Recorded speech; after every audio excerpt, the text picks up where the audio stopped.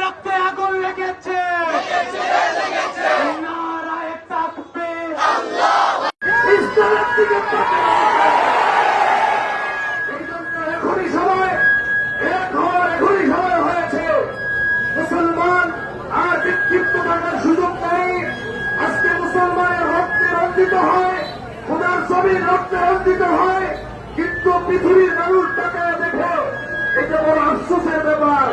মুসলমান ইমানদার, এই জন্য আমরা আজকে শাহী মসজিদ থেকে একটা মিছিল নিয়ে পর্যন্ত যাব। আপনারা সকলে অংশগ্রহণ করবেন এবং কোনো সামানা নষ্ট করব না। আমরা শান্তিপূর্ণভাবে মিছিল দেব। মিছিলের অগ্রভাগে সেই ব্যানার থাকবে,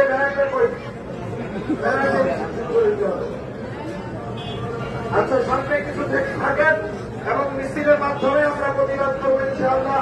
বিশেষ করে আমাদের 1 নম্বর দায়িত্ব হল আমরা ফিলিস্তিনের পক্ষে এবং ইসরায়েলের পণ্য বয়কট, ঠিক কিনা?